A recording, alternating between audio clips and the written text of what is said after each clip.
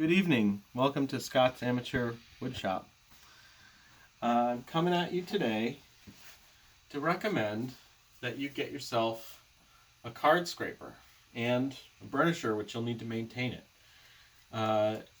Now, card scraper is a tool that you will not find in every workshop, but they can be an amazing time saver, and they have some other neat properties. So, well, what can you do with them?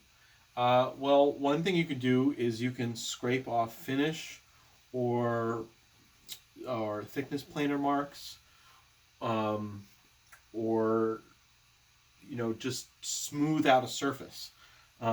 So like this is a coaster that I showed on a recent video, and one thing you could do is, I'm gonna have to tilt the camera here. One thing you could do with this card scraper is just scrape on a flat surface. I'm just going to brace it against my body, tilt it down a little bit. Oh, it's out of focus. That stinks.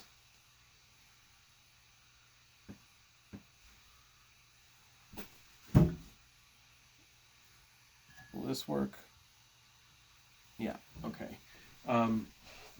So I can tilt it down a little bit like this and scrape that surface. I'm flexing the blade, flexing the card scraper as I do that.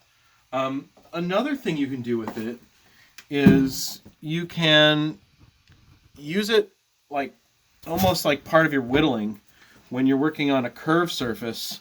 I did some a little bit here earlier. And one of the neat things about a card scraper is they can pretty much ignore grain direction, so they can go uphill as well as downhill. So you can sweep through your angles and curves like this and take off some material. Now this card scraper is starting to get a little bit dull, so I'm going to maybe show you how to tune it up. Let me show you what it can do on a fresh corner, just so you have that for context. This is just me, and I put some oil on this so you'll be able to see where I have removed material.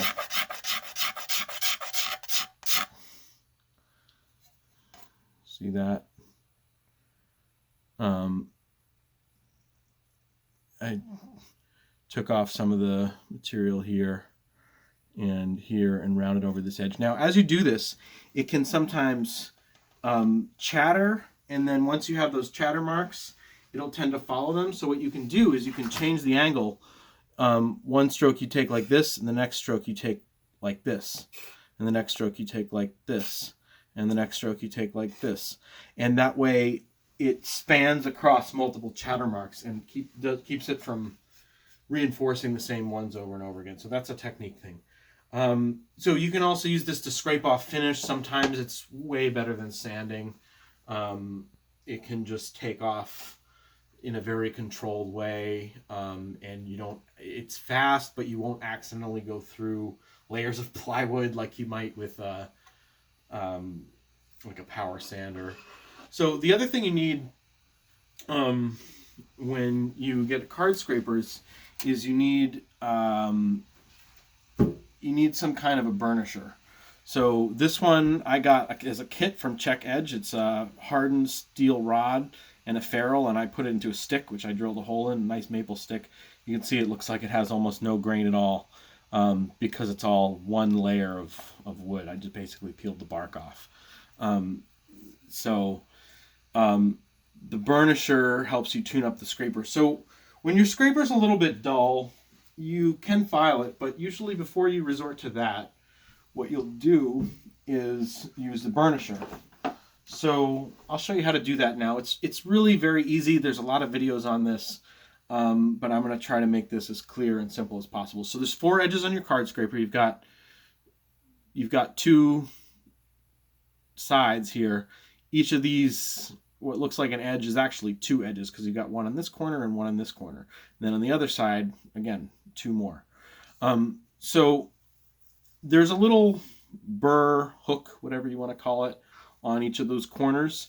And the first thing you want to do is put your burnisher flat on this surface and draw it across so that whatever hook is there, you want them to stand straight up. So after this step, your hooks are going to look like this. So I'm going to do that on all 4 sides of the card scraper. Now I'm going to go both directions towards me and away from me because I just want to go off the end in both cases. So I'm going to do that on 4 edges, and this really doesn't take long. I'm just doing a couple of strokes each time. Probably 2, 3 is a good number. Okay, now that kind of gathers the hooks together. Now we're going to flatten them out. So I'm going to take this and I'm going to eyeball 90 degrees. Now, if you eyeball carefully, that's actually quite accurate. I'd say within about 1/10 of a degree. Certainly as accurate as you need it to be. So now you're going to kind of mushroom this top by drawing it towards you and away from you again. Just a couple of strokes so it goes off the end. Now those hooks are going like this. They're sticking out to the side. You're almost where you want to be. Now this takes care of 2 edges at once, this step, right? So I'm going to just do the other side, just a few strokes, and you can see I'm very comfortable. I'm barely even looking. I have that 90-degree muscle memory locked in, and this works. So the next thing you want to do, and you have to do this to each corner, is you want to slightly turn those hooks so they're, instead of like this straight to the sides, you want them to be just a little bit down. So that means you're going to actually have to tilt the scraper a little bit when you use it to drag it across the surface, right? Like imagine the top of my screen is a wooden surface, right? So for that, you're simply going to tilt your burnisher just a few degrees like that, and towards you and away from you, towards you and away from you, just a couple times. I'm doing this very lightly. Lightly is certainly enough. Now I'm tilting the other way for the other corner. I'm just going to make sure I get all 4 edges. Now, this does not always work. You can do this a couple of times to refresh your edges, but at some point you will need to refile it again. So we will find out right now whether this is enough in this case, and then I'll probably file it anyway, just to show you what that looks like.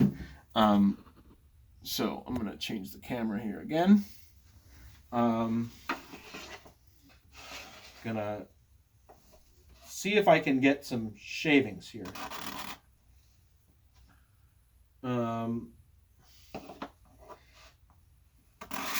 Really, you want to make sure you get shavings, not just dust. That's how you know you've done a good job. That's the conventional wisdom. This texture of the wood is such that this mahogany, it almost looks like dust. I think even this does feel sharp, but the shavings end up fragmenting to the point where it almost looks like dust just because of the grain of the wood, I think.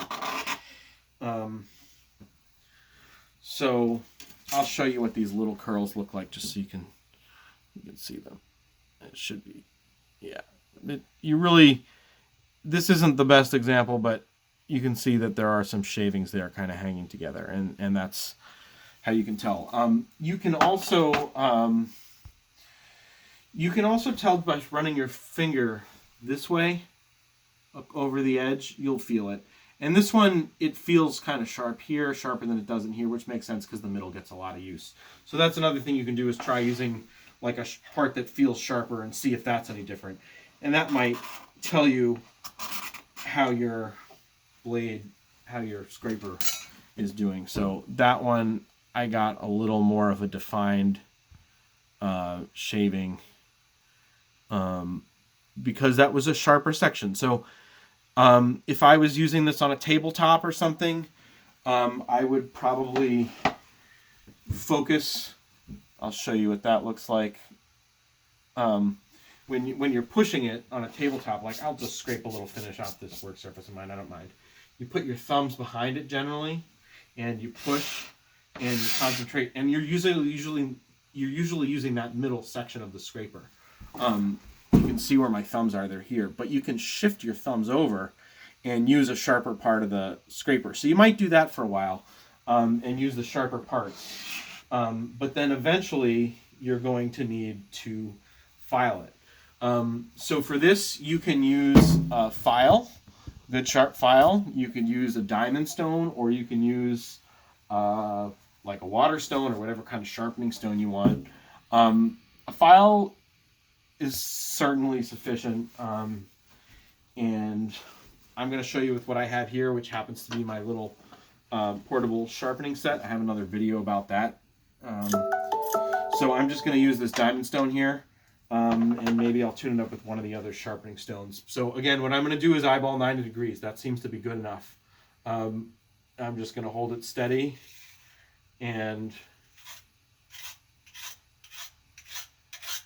now there's other ways to do this, but the important thing is you need a consistent angle. Once you do this, you should have a very sharp, square 90-degree edge, and that actually will scrape. But I prefer to turn the hooks, because once you turn the hooks, you can return them, and I've heard, I think Peter Galbert mentioned at one point when I was at Fine Woodworking Live that the second time you turn the hook, it's actually harder and a little bit better. So yeah, that feels pretty good. I'm going to do it on the other side as well. Now you can go through the grits like you would sharpening most anything. I think it's a little less critical with a card scraper, because you're using the burnisher, and that I think does some to smooth it out. So anyway, I'm gonna, just for fun, basically I'm gonna follow this up with a 6,000 grit stone, and just give that a little bit. And I'm trying to use my stone evenly as much as possible. I'm just holding that at what feels like 90 degrees. And you may have to pay attention to like locking your wrists and locking your elbows. You want to lock those angles in. If you can't do it steadily and you can't hold that angle through the whole stroke, there's no point in taking the stroke. So take your time and figure out a body position that's really going to work for you. You know, here's another one you could try, right? Maybe hold this horizontally and hold this vertically and sweep your elbow like this. I'm going to try that. Yeah. And then you're using the whole stone too. That seems to work pretty well. I'll show you what that looks like from the side, so you see what I mean about using the whole stone, right? That wears the surface of the stone evenly, which helps keep the stone flat. There's less work to do when you flatten it. Okay, so since I have this cloth here, I'm going to wipe off the dust. This is already starting to feel pretty sharp. Now, you already know the sequence, right? So let's run through it fast. Draw out the burr to be the same direction as the card scraper. All four edges. Easy peasy. Now, mushroom the hooks. Each pass does 2 edges at a time. Now, turn the hooks.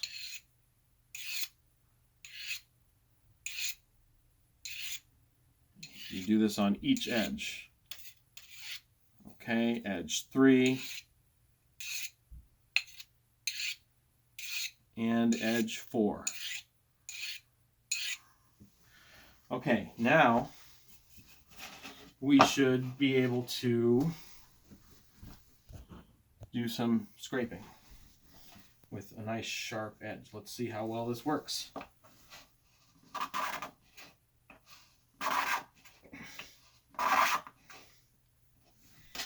And we are getting some nicely defined curls here. And by the way, the curls aren't what really matters. What really matters is the surface you leave. And what we're getting is a nice smooth surface that can it's smooth pretty much whatever direction you go, with the grain, against the grain, across the grain, however you want to play it. And then once you have the scraper, like I said, you can also do whittling things with it. Like here's a letter opener I showed, like a wooden knife on a previous video. So you could scrape up into these corners against the grain if you wanted to, and it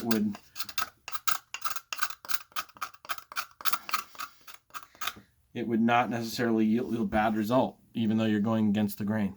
Check that out. So You can do a lot with it. Now, where do you get these? The good news is they're not expensive. I'm going to go ahead and just recommend Lee Nielsen brand scrapers. I also have a Baco, B-A-H-C-O. That one's fine as well. But you can pay Lee Nielsen prices in this case. They're just not an expensive item to begin with. I think the last time I bought a card scraper, I don't remember the brand, but I think it cost me about $7. The Burnisher, like I said, I got mine from Check Edge. I would certainly recommend them. I might just go to Lee Valley and get their try something. I'll put the link in the description, but they have a burnisher which is not circular in cross section, but it doesn't really matter. It's a good one. I've used that one as well. So I'll put links to those in the description. Also, Lee Nielsen has a nice little leather wallet for them, which helps protect the edges. You might want to think about that. But yeah, once you have your card scraper, you can really do a lot with it and maybe put off that smoothing plane purchase a little longer. So that's all I have for you tonight. I hope you have a fantastic day, and I hope you come back to Scott's Amateur Woodshop sometime. Don't forget to use the buttons. And with that, I shall see you next time.